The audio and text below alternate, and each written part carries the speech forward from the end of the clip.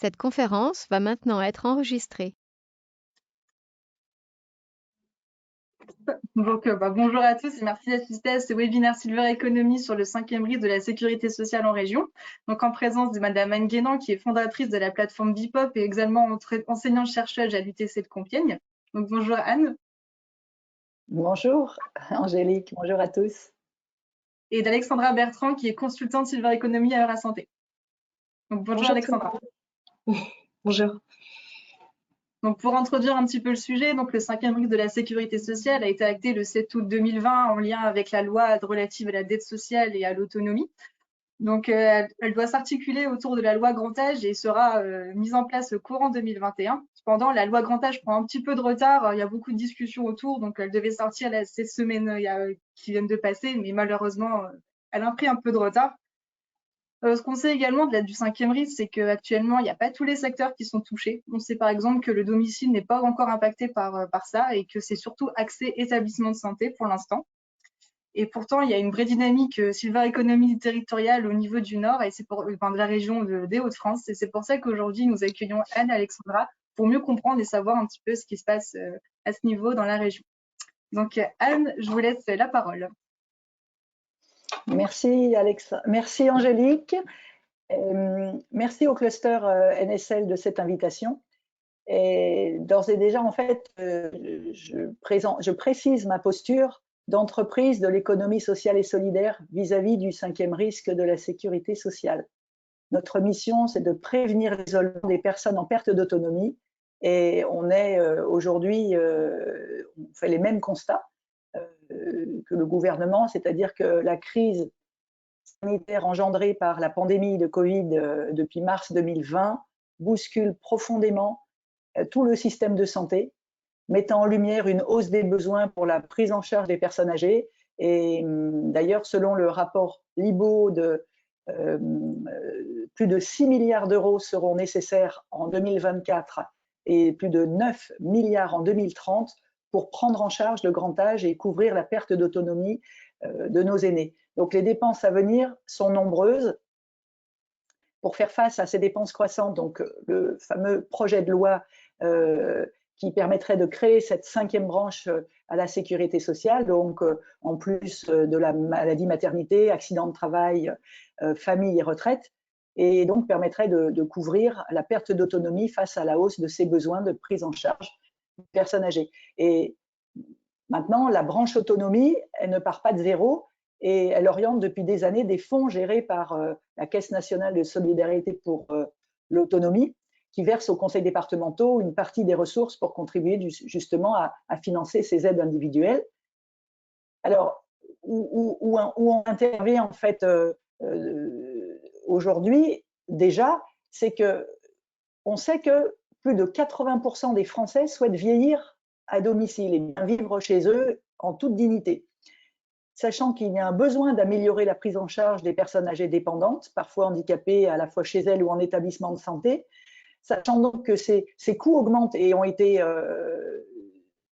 majorés, je dirais, par la crise pandémique, je pense qu'il est de notre devoir, en fait, à tous, de contribuer à protéger les personnes âgées contre tous les risques à partir de leur retraite, c'est-à-dire aussi bien les collectivités que les entreprises de l'ESS comme nous, les associations, les particuliers et les institutions de la prévention.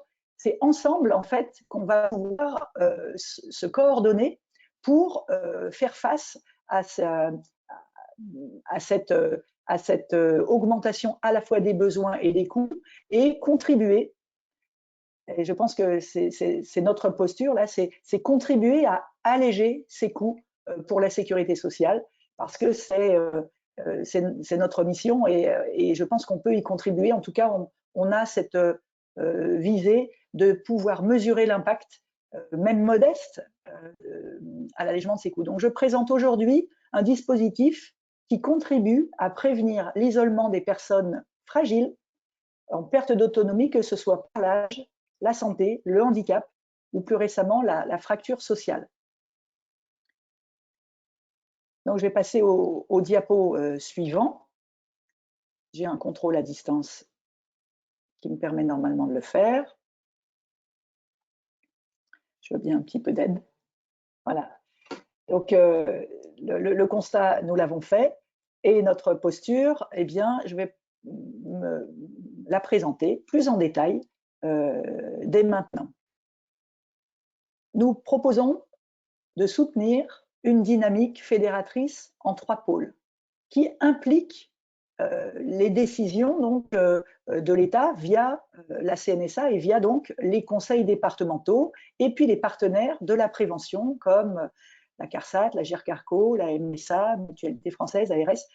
Et dans ce contexte politique, eh bien, nous mobilisons les élus des collectivités locales et territoriales de sorte à leur donner la main pour qu'ils coordonnent les solidarités locales en toute sécurité et en couvrant 100% des besoins. Donc, on forme effectivement, on propose une plateforme qui répond à l'ensemble des personnes, qu'elles soient connectées ou non, et on verra comment, de sorte à mobiliser des bénévoles, soit des particuliers, soit des associations, pour répondre et contribuer à répondre à ce besoin de lutter contre l'isolement des personnes en perte d'autonomie de façon sécurisée et en complément avec, bien sûr, en coordination avec les acteurs professionnels.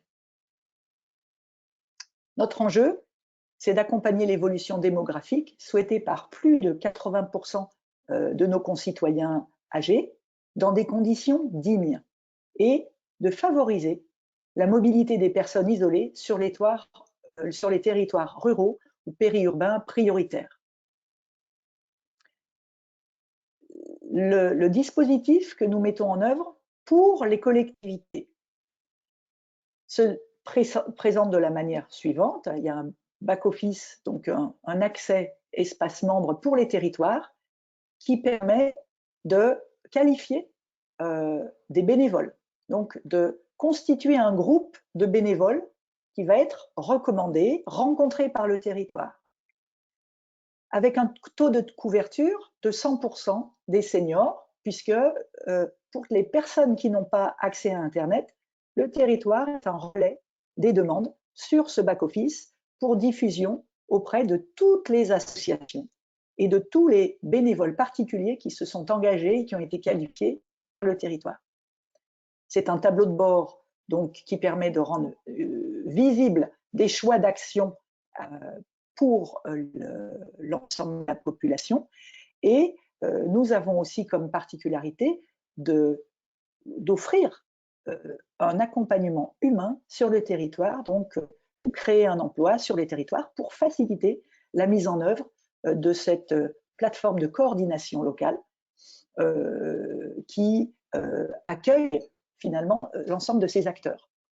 Une personne, donc un administré, une association, va pouvoir se connecter avec son espace personnel sur cette plateforme et va pouvoir offrir des créneaux de disponibilité ou effectuer des demandes, si la personne est connectée, donc effectuer des demandes de transport solidaire, d'accompagnement aux courses, aux rendez-vous médicaux, à la promenade, des demandes de visite de convivialité ou de convivialité par téléphone, et que sais-je, de l'aider à d'autres petites actions qui ponctuellement ne représentent pas en fait un enjeu pour les services marchands, puisque la personne, en grande majorité, les personnes qui font appel à ces réseaux de bénévoles n'ont pas accès, ne peuvent pas se permettre en fait d'avoir ces aides, même si elles sont bénéficiaires de l'APA en général. Donc on vient contribuer à apporter sur les territoires un moyen de mettre en lien des personnes qui, au-delà d'un service médico-social très bien rodé et très efficace, puisqu'elles ont une infirmière, un médecin, une aide à domicile qui réalise de toute façon leur mission de façon impeccable. Au-delà de ça, quand ces personnes-là sont parties, eh bien, le lien social est inexistant et il peut arriver que la personne ne rencontre personne sur plusieurs jours. Donc, ce tissu social vient mailler les trous dans la raquette et vient apporter un lien qui encouragera la personne isolée à se motiver à se prendre en main plus longtemps. Notre dispositif est 100% numérique et 100% humain, puisque l'agent d'animation vient contribuer donc à accompagner le territoire. Pour les collectivités, Bipop suscite l'engagement bénévole. Et on a vu pendant la crise sanitaire que cet engagement est monté de plus de 200 à 400% sur certains territoires, si tant est que la quête de sens est importante aujourd'hui. Les personnes, les actifs, les jeunes retraités souhaitent donner du sens à leur action ici et maintenant. Et la relation à autrui là, est un sujet qui est porteur de ce qui nous relie au monde. Et donc, c'est important de pouvoir offrir un dispositif qui permet à des personnes qui se sentent un peu seules du fait de leur activité professionnelle ou de leur activité qui s'arrête professionnellement, justement, de leur offrir un contexte qui leur permettra d'exprimer ce besoin d'être relié à autrui et d'être utile à la société. Et aujourd'hui, j'espère en sortie de crise sanitaire, eh bien, nous pourrons constater, comme ça a été le cas pendant la crise, cet engouement pour une solution qui est sécurisée et qui permet aux bénévoles qui s'engagent de ne pas sentir un fil à la patte, comme ça peut être le cas dans certains autres engagements associatifs. Donc Bipop suscite l'engagement bénévole en toute sécurité. Il valorise les actions des associations et optimise le maillage social dans les zones blanches, c'est-à-dire les zones les plus reculées du territoire, les plus reculées des territoires ruraux où on s'aperçoit qu'il y a un trou dans la raquette, où une personne n'a pas la facilité de rencontrer, comme elle pourrait le faire dans un territoire plus urbain, à croiser un voisin de palier. Quand on est dans la ruralité à moins de 100 habitants par kilomètre carré, croiser son voisin de palier, c'est compliqué. Et surtout, s'il y a des horaires différents, ça devient impossible. Donc, on vient apporter de manière soutenue et sécurisée cette possibilité de rencontrer d'autres personnes, des bénévoles ou d'autres bénéficiaires. Pour une collectivité, Bipop élargit donc le spectre de l'action sociale sur les territoires ruraux, urbains, périurbains, et bien sûr aide à repérer l'isolement. Toujours parce que c'est une plateforme qui réunit des personnes qui se rencontrent réellement. On rend possible en fait des communautés de personnes qui vont identifier justement des zones blanches ou identifier un lieu, un manque de visite pour telle ou telle personne. Donc les bénévoles sont aussi pour les collectivités une sorte de vigile pour repérer le grand isolement, ou pour repérer un isolement qui irait progressivement vers une vraie perte d'autonomie, auquel cas, eh bien là, il y a une relation qui est mise en place avec les services professionnels, avec les aidants professionnels. Pour les bénéficiaires, donc c'est une couverture de 100% de leurs demandes, qu'ils soient connectés ou non à Internet, puisque un bénéficiaire peut se connecter et faire une demande qui sera diffusée à l'ensemble des bénévoles, mais peut aussi, et on le voit à 95% des cas, être relayé donc, par le territoire, alors que la personne donc, va utiliser sa ligne téléphonique classique, locale. Eh bien, elle va appeler l'entité locale qui va, elle, relayer sur le support numérique auprès de tous les bénévoles, et c'est le bénévole qui accepte qui rendra la visite ou qui rendra l'action bénévole. Pour les associations, c'est un potentiel de nouveaux bénévoles. On l'a vu pendant la crise sanitaire, de nombreux bénévoles âgés se sont protégés, et tant mieux, donc se sont auto-confinés et ont perdu un petit peu d'activité dans l'association. L'association, en fait, qui se connecte à son dispositif local, POP ou en marque blanche, eh bien, va pouvoir rencontrer des nouveaux bénévoles et va pouvoir donc amener du sang neuf dans son association. Elle va pouvoir aussi augmenter son spectre d'action pour répondre à des demandes de bénéficiaires et va pouvoir aussi diffuser des événements, des actualités et dans ce cas-là, avec un avantage notoire puisque la plateforme Bipop permet à ces associations de demander des transports solidaires dédiés à leur événement ou d'offrir, pour les bénévoles qui le souhaitent, donc des places de transport pour l'accompagnement à ces événements. Encore une fois, on l'a précisé au début, en tant qu'enseignant-chercheur, c'est le fruit d'une recherche menée depuis 2014 sur les territoires de l'Oise qui a permis de mettre en place un pilote et de développer en lien avec et pour les territoires. Donc c'est important de montrer que les associations comme les territoires peuvent émettre des demandes d'évolution qui sont prises en charge et qui sont apportées, donc qui sont développées. C'est un outil qui est en développement à l'écoute des utilisateurs. Les mairies relais dans les territoires ruraux sont extrêmement importants. Quand vous avez une communauté de communes qui est utilisatrice d'un tel dispositif, qui a mis en place sa plateforme, eh bien, les mairies relais vont chacune pouvoir apporter un bénévole, apporter un bénéficiaire, et on s'aperçoit que cette solidarité se construit dans l'ensemble des territoires, même les plus reculés.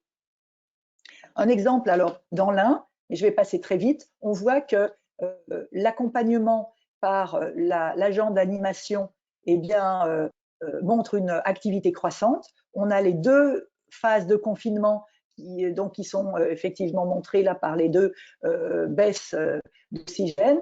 Et puis un nouvel appel d'air ici, lorsque l'agent d'animation donne les clés, je dirais, du dispositif au territoire, et le territoire s'en saisit tout à fait, puisqu'aujourd'hui, en avril, enfin à l'époque et aujourd'hui en mai, on s'aperçoit que le territoire est tout à fait utilisateur et les usages s'envolent. Donc la greffe, l'autonomie du territoire est tout à fait réelle et tangible.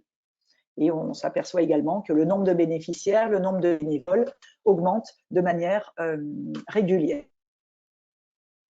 Donc, je précisais également, c'est intéressant de comprendre que sur un territoire même très rural, eh bien, on peut avoir en moyenne un temps de réponse moyen de moins de 6 heures et pour 49% en moins d'1 heure.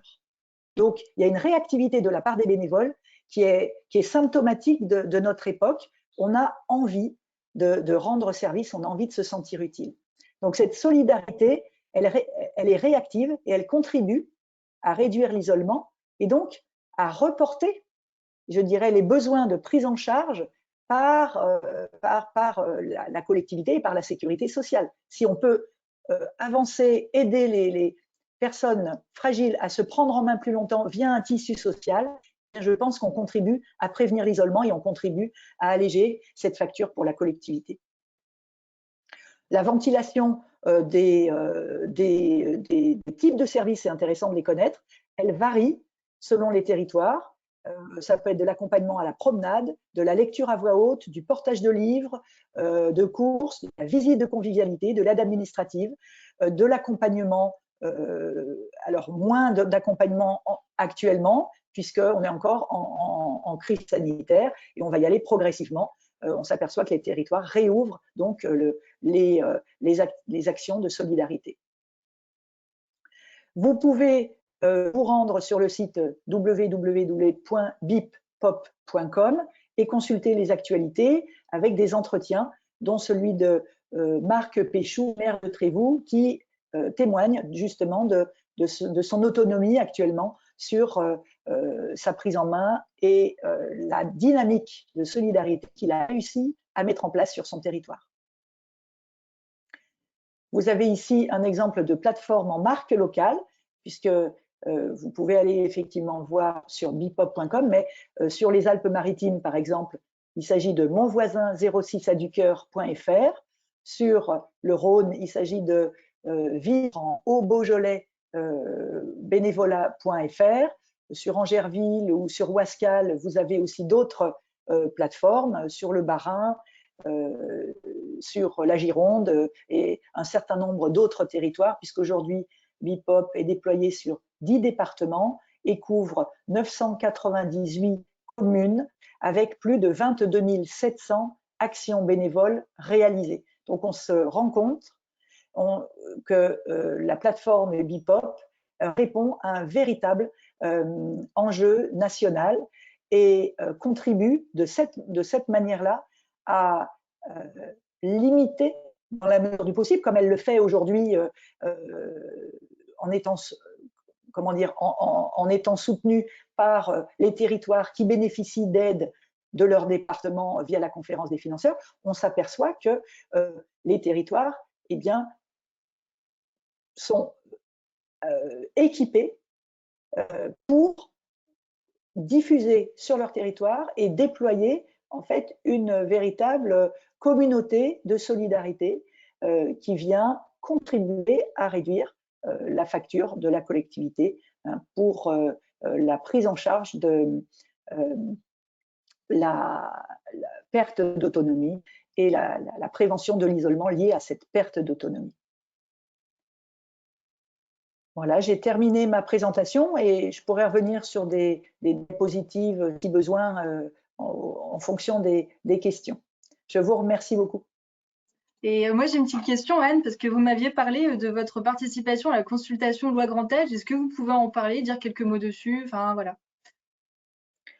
Oui, j'ai simplement effectivement pu participer à un échange avec un conseiller donc du comité national de Brigitte Bourguignon, de sorte à exprimer ce que je viens de vous dire, pour dire que en effet on peut compter. Je pense qu'on a deux manières et elles ne s'opposent pas. On a en effet deux manières de répondre à ce besoin de lutter contre l'isolement. Il y a effectivement, il faut tendre la main, donc il faut faire en sorte qu'une personne à la retraite puisse vivre en toute autonomie le plus longtemps possible et en toute dignité chez elle. Mais il faut aussi l'aider à se prendre en main. Plus on va donner des moyens d'agir, eh bien, plus on va reporter ce moment où on va venir en soutien je dirais, en remplacement. Je pense que en fait, la question qui se pose, c'est est-ce qu'on peut reporter le plus possible le moment où on vient se substituer à la famille, aux moyens dont la personne disposait et qu'elle n'a plus. Et donc, je pense que plus on va aider les personnes à se prendre en main plus longtemps, donc plus on va venir en suppléance, en soutien à son activité, en lui donnant des moyens d'agir, plus on va gagner, je dirais, de temps, donc lui permettre de vivre plus longtemps à domicile et en bonne santé. Donc je pense qu'effectivement, c'est ce message-là que j'ai transmis et que je défends aujourd'hui. C'est vraiment une posture de donner des moyens d'agir. Donc, il faut donner, pour donner des moyens d'agir, il faut donner de l'information accessible. Et tout l'enjeu de notre action, c'est ça, c'est de rendre visible une possibilité et donner les moyens d'actionner cette possibilité, d'être en lien avec d'autres. Peut-être que d'autres personnes ont des questions sur Bipop, sur ce qu'Anne fait, sur sa vision des choses, peut-être? Moi, j'ai une question à propos de la responsabilité finalement que prennent les bénévoles. C'est toujours donc sous couvert d'une association qui est responsable finalement. Vous parliez de déplacement solidaire, mais du coup, il y a une forme de responsabilité. Donc, est-ce que c'est sous couvert d'une association qui donne le listing de ces bénévoles impactés, ou est-ce qu'une personne voilà, moi j'habite tel endroit, je veux rendre un service ponctuel, je m'inscris dans la plateforme, c'est à mes risques et périls, entre guillemets, en tant qu'individu. Point barre. Est-ce qu'il y a quelque chose qui formalise tout ça? Oui, tout à fait. C'est même le point principal. Une personne qui s'inscrit, selon les territoires, elle peut s'inscrire en effet, mais dans tous les cas, elle doit rencontrer le territoire avant de pouvoir avoir accès aux demandes. Donc, certains territoires poussent l'inscription effective à partir du moment où le bénévole est rencontré et validé. D'autres permettent l'inscription et ne donne accès aux demandes qu'une fois que la personne est rencontrée. Dans tous les cas, la personne est rencontrée et signe une charte de bénévolat qui l'engage. C'est-à-dire que c'est le bénévole qui engage sa responsabilité civile si elle prend sa voiture. Donc, elle, effectivement, elle a un permis de conduire avec des points, elle a une assurance qui fonctionne, elle s'engage en effet à répondre comme elle le ferait d'ailleurs en toute responsabilité si elle emmenait un voisin sans passer par la plateforme. Donc, cette question est abordée. On fournit aux collectivités des exemples de chartes de bénévolat, mais bien souvent, ces chartes de bénévolat sont travaillées par les collectivités par ailleurs. Mais c'est le point principal. Un bénévole qui ne signe pas la charte de bénévolat ne peut pas rendre de service sur un territoire. J'ai répondu à votre question.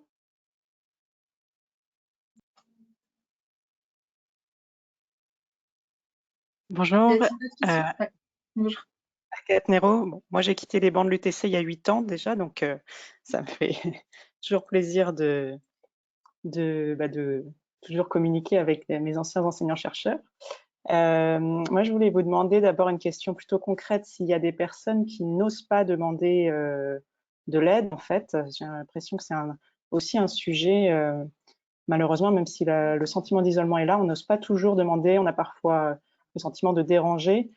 Et du coup, dans une question plus globale, ce serait aussi quelle place peuvent jouer aussi les nouvelles technologies aujourd'hui pour que, plutôt que pour ces personnes qui ont l'impression qu'elles vont déranger si elles sollicitent une personne humaine, peut-être passer par des solutions technologiques qui vont les aider à activer certaines choses, à lancer, enfin, je ne sais pas, à faciliter le quotidien. Et quelle place joueront aujourd'hui, enfin, quelle place occupe ce sujet par rapport aux technologies et aux bienfaits qu'elles peuvent avoir pour rompre l'isolement, quelle place elles occupent dans ce projet de 5e branche? Alors, merci, enchantée effectivement de faire votre connaissance aujourd'hui et de ce lien avec l'UTC. La question, en fait, d'oser demander, c'est la question qui est à l'origine de BIPOP. C'est-à-dire que j'ai le souvenir, en fait, c'est une histoire personnelle, mais elle est importante. J'ai le souvenir j'avais une grand-mère centenaire qui vivait à la campagne et qui sortait au son du moteur qui passait en bas de chez elle, avec ses clés ou avec son porte-monnaie, selon que c'était le facteur ou le boulanger. Elle avait donc pleine conscience, grâce à la perception qu'elle avait de son environnement, elle avait pleine conscience de ce qu'elle pouvait faire. À partir du moment où elle a commencé à moins bien voir, moins bien entendre, moins bien se déplacer, elle s'est retirée d'une certaine façon du monde parce que moins de possibilités d'action. Et elle n'osait pas demander. Ça, c'est resté dans un coin de ma mémoire. Et quand j'ai été accidentée sur un passage piéton, j'ai été renversée par une voiture il y a 6 ans de ça. Et ça m'est revenu et je me suis dit, mais pourquoi moi qui suis alitée, je n'ose pas demander à ma voisine? Donc c'est un phénomène qui ne touche pas seulement les personnes âgées. On n'ose pas demander. On est plus enclin à répondre à une demande que demander soi-même. Donc c'est le cœur de BIPOP. Et les réponses qu'on apporte sont des réponses techniques aujourd'hui. On a pu digitaliser par différentes fonctionnalités. Et on sait, pour vous donner un exemple, qu'il est plus facile de demander à la cantonade une demande, un service, quelque chose, que de demander à une personne en particulier. Donc ça, c'est une des solutions qu'on a trouvées. Vous demandez à la cantonade, à plusieurs bénévoles ou à la collectivité, eh bien, au pire, je dirais, vous n'avez rien, pas de réponse. Mais au mieux, et c'est quand même en 90% des cas, vous avez une réponse. Alors que si vous demandez à une personne en particulier, vous allez, et ce risque-là, c'est le risque de perdre sa dignité aussi. Si on vous répond non à plusieurs reprises, vous n'oserez plus jamais demander. Donc, on a trouvé toutes ces astuces techniques qui permettent, en fait, il y en a plusieurs autres, qui permettent d'inciter la personne, de la désinhiber vis-à-vis du fait d'oser demander.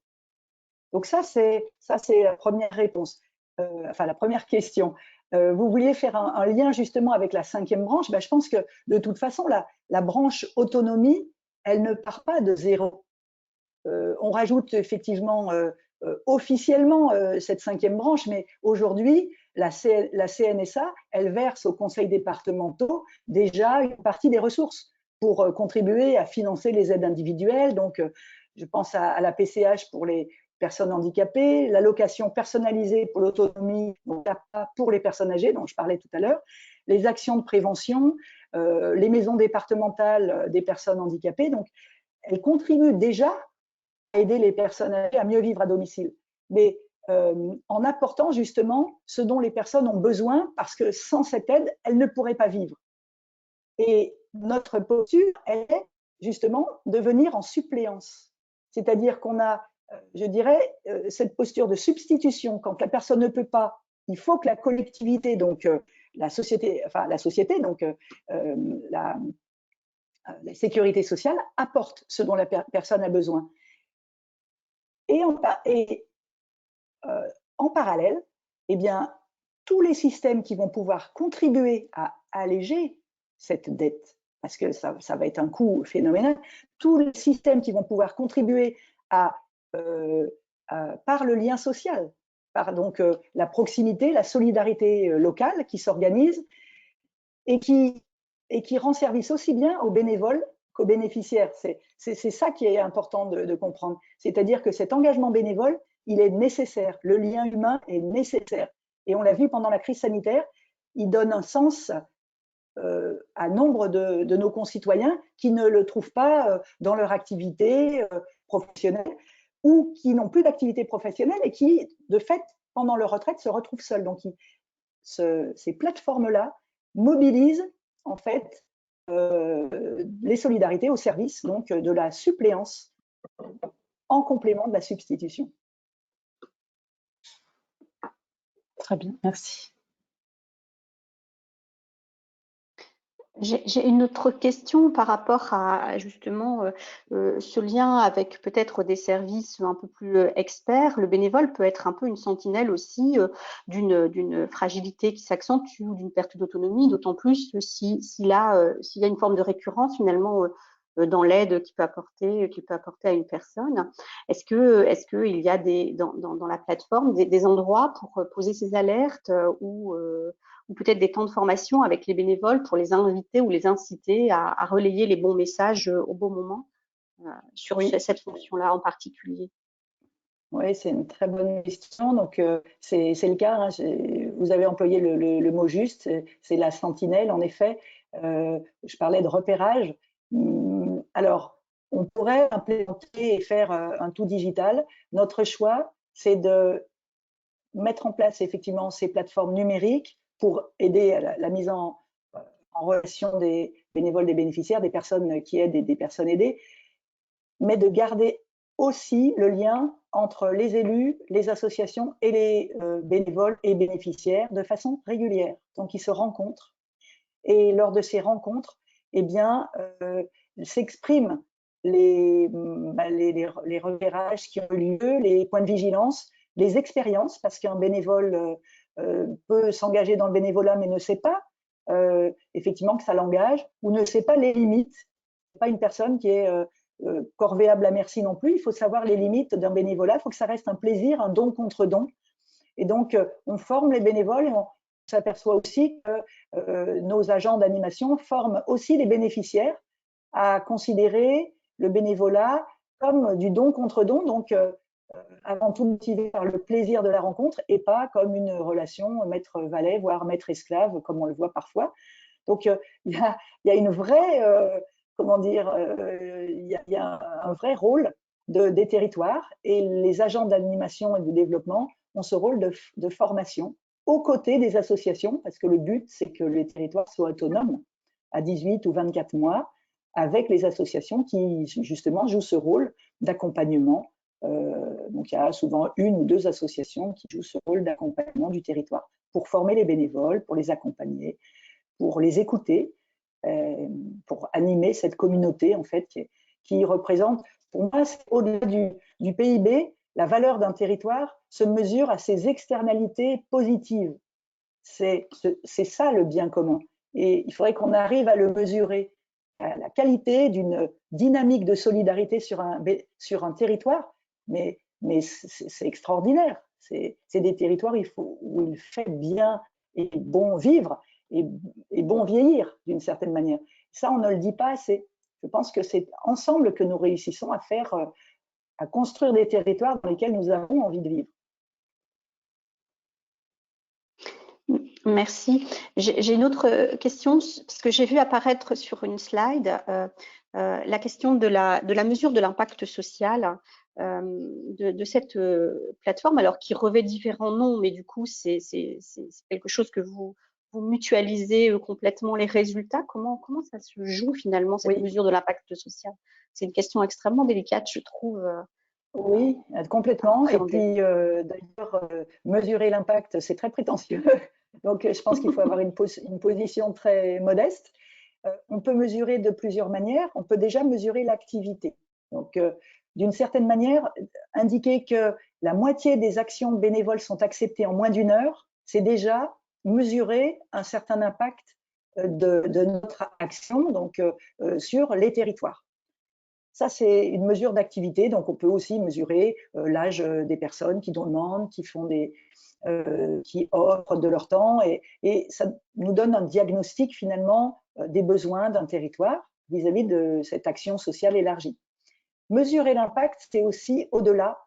Mesurer, moi, ce qui m'intéresse, c'est mesurer ce qui nous relie au monde. Comment une telle dynamique sur un territoire contribue à me motiver, à me prendre en main plus longtemps, alors que je vivais seule, que les journées étaient longues. Eh bien, depuis que j'ai des bénévoles qui viennent, depuis que je sens que je suis incluse dans un tissu social élargi sur mon territoire, depuis que je sens cette appartenance alors que je m'en sentais exclue, eh bien, de quelle manière cette dynamique-là va me motiver à me prendre en main plus longtemps? Ça m'intéresse. Ça, pour moi, c'est ça le réel impact. Et au fond, je suis convaincue qu'une personne qui se prend en main plus longtemps, qui se sent incluse dans un tissu social, dans une dynamique, avec des liens dans lesquels elle sent qu'elle a de la valeur à apporter, de la valeur humaine, et une réciprocité dans les échanges, eh bien, je pense qu'une personne telle que celle-ci va être motivée à se prendre en main et va reporter d'autant le moment où elle sera à charge complète de la sécurité sociale. Donc, c'est assez subjectif finalement. Donc, ce sont les bénévoles finalement qui vont pouvoir faire remonter cette perception, ou alors c'est peut-être les bénéficiaires qui le feront? Oui, oui, alors oui et non.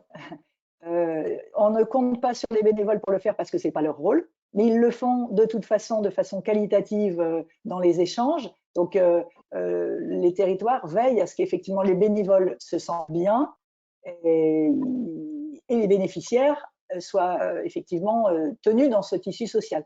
La mesure d'impact, c'est nous qui souhaitons la faire, donc je pense qu'on va essayer de la faire avec un partenaire neutre, donc ce n'est pas à nous de la faire non plus, via des questionnaires qualitatifs où on prend le temps de parler avec la personne pour comprendre qu'est-ce qui, dans son scénario du quotidien, dans ses petits rituels, qu'est-ce qui a changé. Et ça peut être pas grand-chose, hein. Ça peut être juste la motivation d'ouvrir ses volets ou de s'habiller ou de nouveau se faire beau ou belle pour sortir. Rien que ça, c'est énorme. C'est la dignité qu'on a, son estime de soi en fait, qui compte. Et ça, je pense que l'impact, il sera de cet ordre-là.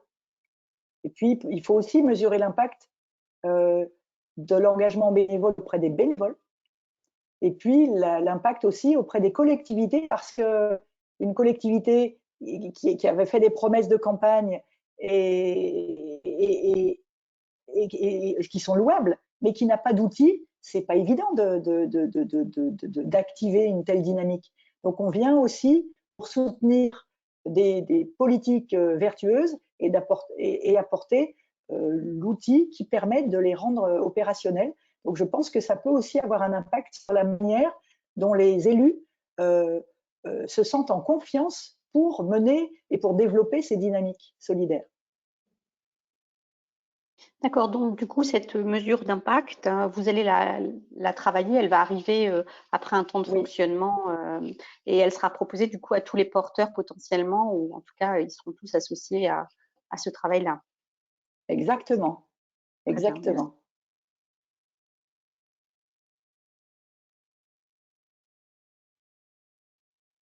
Bah, s'il n'y a plus de questions, on peut passer à la présentation du coup d'Alexandra. Oui. Donc, il va vous présenter un petit peu la filière Silver Santé et Silver Economy dans la région Hauts-de-France. Donc, Alexandra, c'est à toi. Merci beaucoup, Angélique. Du coup, enchantée, ravie de faire votre connaissance à tous.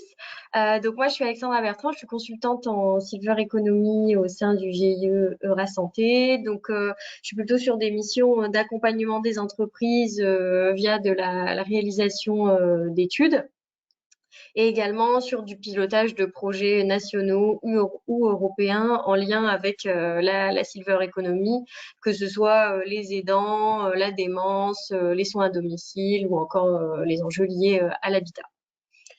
Moi, je vais vous présenter donc un panorama de la filière Silver Santé en Hauts-de-France, qui est donc un secteur en devenir avec multiples enjeux. Si j'arrive à passer mes slides, ce serait bien. J'ai le même problème que Anne tout à l'heure. Bon, merci Angélique. Alors, pour vous faire un état des lieux un petit peu de la démographie des seniors en France et ensuite faire un focus sur la région Hauts-de-France. La Silver Eco en France en 2020, c'est un marché qui a été évalué à 130 milliards d'euros. Il y a un réel enjeu derrière cette filière émergente puisque on compte 15 millions de personnes âgées de 60 ans et plus en 2020. On passera à 20 millions sur les prévisions en 2030 et en 2050, 24 millions, ce qui représenterait donc un Français sur 3. Et parmi ces 24 millions de personnes âgées en 2050, on en aurait 4 millions qui seraient en situation de dépendance. Si on fait un focus en région Hauts-de-France, en 2013, on avait 15% de la population régionale qui avait plus de 65 ans et cette part passera à 25% en 2050, soit 1,6 million de personnes de 65 ans ou plus en 2050 en région.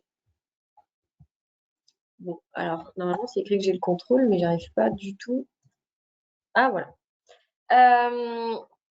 Alors donc entre 2013 et 2050, donc 640 000 seniors de 65 ans et plus supplémentaires dans la région. Au niveau national, la hausse de ce nombre de personnes âgées, elle est de 1,5% en moyenne. Pourquoi ça bug comme ça contre 1,4% en moyenne en région.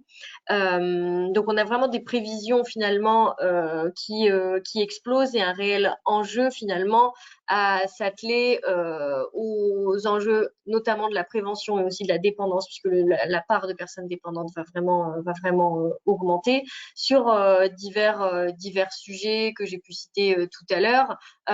Face à ça, finalement, la réponse, elle n'est pas unique. On a effectivement la 5e branche de la sécurité sociale qui va venir apporter sa pierre à l'édifice, mais on a aussi les innovations et les entreprises qui vont venir porter des dispositifs et des solutions pour répondre à ces enjeux-là.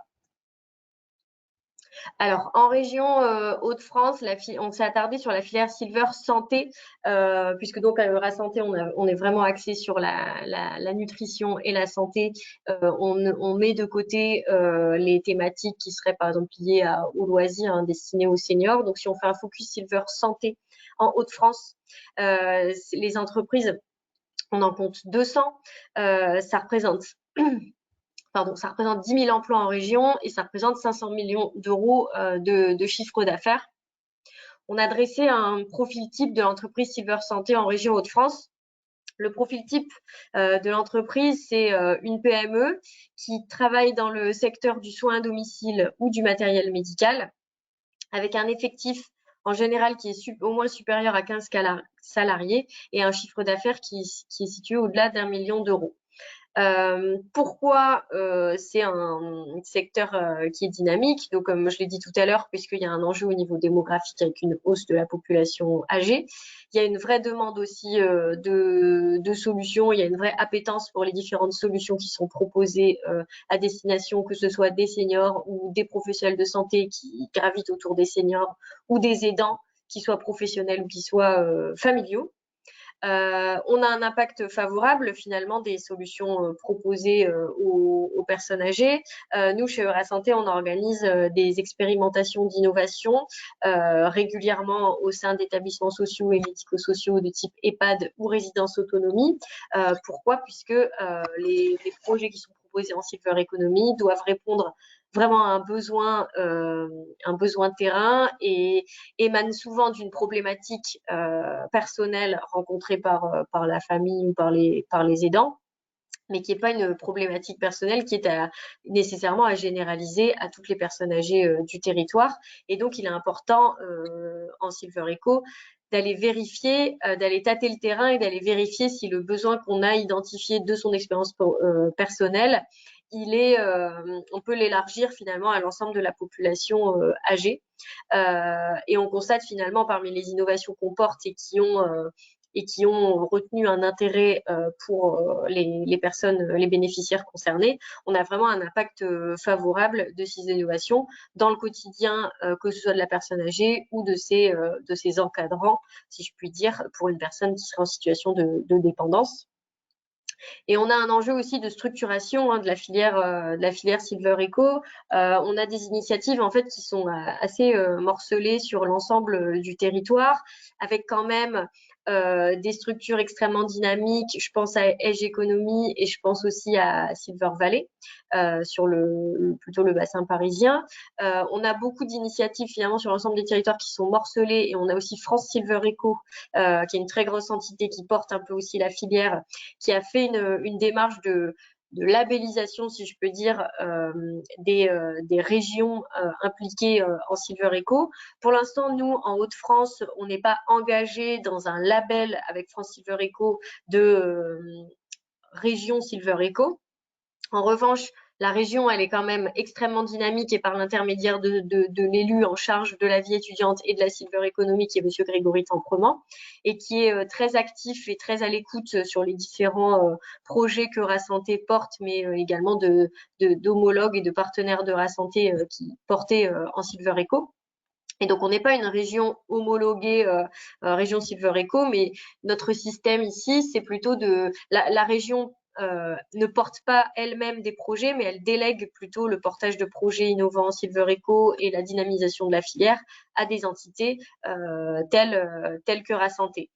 On a fait une réunion récemment avec France Silver Eco pour effectuer un état des lieux. On a des régions qui sont plus avancées que d'autres, des régions qui ne sont pas forcément non plus inscrites dans cette démarche. Mais en tout cas, l'idée c'est de mettre en place finalement une vraie structuration de la filière, puisque comme je le disais tout à l'heure, les initiatives pour l'instant elles sont morcelées et elles sont pas forcément mises en valeur, et ne font pas non plus l'objet de lobbying, alors que ça pourrait créer une vraie dynamique au niveau national et être porté au niveau national plutôt que d'être à l'échelle d'une ville ou d'une métropole ou d'une région. Donc, on entame vraiment ce travail de structuration de la filière pour la dynamiser encore plus et donner de la visibilité à l'ensemble des projets qui sont portés dans les différentes régions. Pour vous donner un peu le profil du marché Silver Santé en région, donc comme je l'ai dit tout à l'heure, c'est 500 millions d'euros de chiffre d'affaires en 2018 estimé, et les gros secteurs en santé qui portent la Silver Eco, ça va être vraiment le matériel médical. Ensuite, on a la prise en charge de la personne âgée, avec notamment les services d'aide à domicile. Et puis ensuite vient derrière le textile, mais ça c'est vraiment aussi en lien historique avec les activités industrielles de la région Hauts-de-France. Et ensuite vient l'alimentation aussi, qui est de plus en plus dynamique et de plus en plus émergente. On a vraiment les enjeux, notamment en établissements médico-sociaux, des nouvelles forme, je vais dire, de nourriture et de retrouver un peu le plaisir à manger, même si on est en EHPAD, on n'est pas obligé de manger mixé et que ce soit pas terrible. Donc, on essaye un peu d'apporter aussi ce bien-être au travers de l'alimentation et de la nourriture, également sur les enjeux de dénutrition de la personne âgée, de la personne en tout cas vieillissante. Et viennent derrière ensuite les services ou les TIC santé. Les caractéristiques du marché en région, on a donc des secteurs forts, comme je le disais tout à l'heure, tout ce qui va être la prise en charge, le matériel médical et le textile. Ça va représenter donc environ 80% du chiffre d'affaires en région. On a quelques grands groupes industriels qui portent aussi la filière en région. Historiquement, on a Damar, et puis on a Biolume, Orkin, Médicis qui vont plutôt faire du matériel à usage médical. Et ensuite, on a des startups innovantes qui sont en forte croissance et qu'on accompagne au sein de Rasanté et au sein de historiquement de notre bio-incubateur qui était dédié aux projets de santé et de nutrition, mais maintenant au sein de notre incubateur Silver Eco, qui est vraiment un incubateur dédié aux entreprises de la filière et dans lequel on met vraiment l'accent pour le coup sur les expérimentations d'innovation, comme je le disais tout à l'heure, pour répondre à un besoin. En succès, on a pas mal de success stories en région de startups qui sont venus nous voir et qui sont bien déployés depuis. On a Blue Linea, on a UNED, on a mon qualiticien par exemple, on a encore Newcard. Et à l'horizon 2025, pour donner quelques perspectives d'avenir en région, on va avoir tout ce qui va concerner l'adaptation du logement. D'ailleurs, là, on est impliqué dans un projet entre Eurasanté et le cluster senior d'Hénin-Beaumont, qui est plutôt spécialisé dans la rénovation de l'habitat. On porte un projet qui s'appelle Maison Ancienne, qui est un projet de rénovation et de réhabilitation de 2 logements anciens. Sur 2 modalités différentes, un logement qui va être habité par un couple de seniors ou un senior au rez-de-chaussée. À l'étage vivront ses aidants. Et là, l'idée, c'est de rénover le bâti et d'apporter des solutions domotiques en fonction des pathologies de la personne et d'étudier un petit peu les risques de préfragilité, fragilité de la personne âgée dans son logement et de l'adaptation finalement de celui-ci et du retard un peu pris sur l'entrée en établissements médico-sociaux qui est souvent qui est souvent une fracture dans la vie de la personne et qui déclenche finalement un déclin physique et cognitif chez la personne âgée. Donc ça, c'est la première modalité du logement qu'on va réadapter. Et le deuxième logement qu'on va réadapter, ce sera un showroom qui sera itinérant sur l'ensemble du bassin minier et qui sera donc un showroom, un lieu d'exposition des différentes solutions domotiques et des entreprises labellisées par le cluster senior pour intervenir dans les logements habités par des personnes âgées. Donc ça, c'est pour l'enjeu de l'adaptation du logement. On a aussi l'enjeu des services à la personne. On est notamment impliqué dans un projet européen qui s'appelle TICC et qui a pour but en fait de déployer le modèle Buurtzorg, qui est un modèle issu des Pays-Bas de fonctionnement et de management, je vais dire, des services d'aide à domicile et de soins de proximité à la personne âgée. Et le maintien à domicile et les nouvelles technologies qui rejoint également le côté projet maison ancienne. Voilà pour les secteurs d'avenir en région. Et juste pour terminer finalement et appuyer le propos sur l'intérêt pour les entreprises d'être en lien avec à la fois les industriels, mais à la fois les médico-sociaux, les aidants et tous ceux qui gravitent autour de la personne âgée.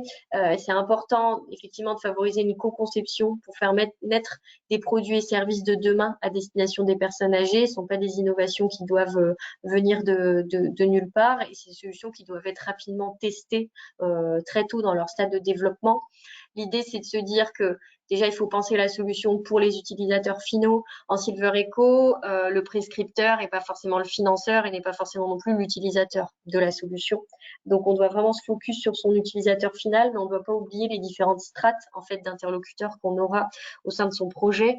Par exemple, si on fait un détecteur de chute à domicile pour une personne âgée, l'utilisateur final, oui, c'est la personne âgée, enfin c'est le bénéficiaire final, mais la personne qui va être le lien, qui va faire le lien entre tout ça et qui va venir être le prescripteur finalement de la solution, ça peut être le médecin, ça peut être un assistant social, ça peut être l'aidant professionnel ou ça peut être l'aidant familial. Donc, ne pas oublier avoir en tête tout cet écosystème autour de la personne âgée. Faire preuve de bon sens, ne pas innover pour innover. Il y a des innovations technologiques, on en parle beaucoup, mais il y a aussi des innovations d'usage qui existent. On peut tout simplement repenser les façons de faire et les process pour être innovant et pas besoin d'inventer un énième robot pour venir en aide aux personnes âgées.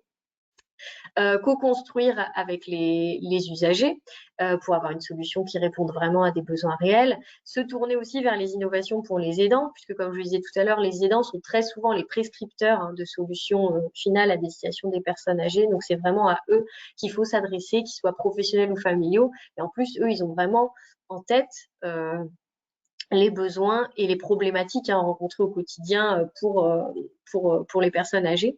Ne pas négliger l'humain, puisqu'effectivement, on voit de plus en plus de solutions technologiques. Mais comme le disait tout à l'heure Anne, faut jamais négliger l'humain dans l'histoire et voilà, il a vraiment une place prépondérante et on ne veut pas remplacer l'humain au détriment de l'utilisation à outrance de technologies et bien connaître son marché. Là, c'est vraiment pour les porteurs de projets et entreprises puisque c'est un écosystème extrêmement riche.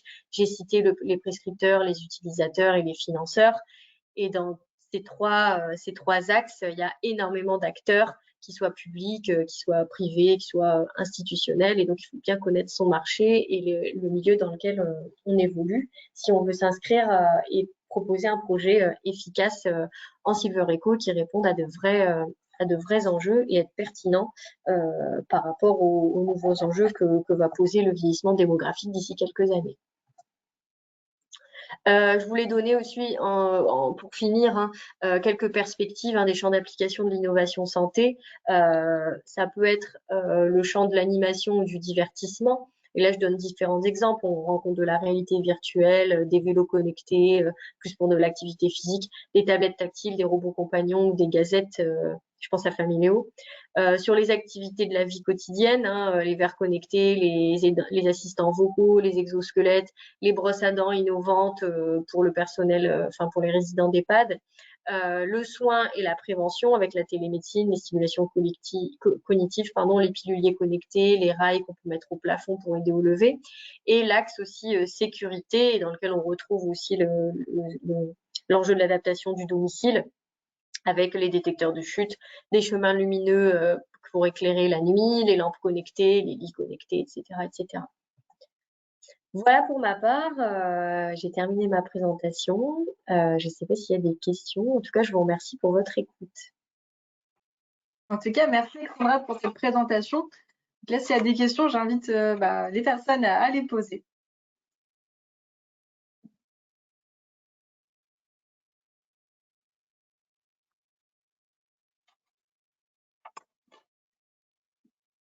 Bon, s'il n'y a pas de questions, pour terminer, je vais vous présenter un petit rapidement l'agenda des prochains événements Clubster NSL. Donc le 1er juin, nous avons l'atelier Boost & Biz qui est sur la cybersécurité.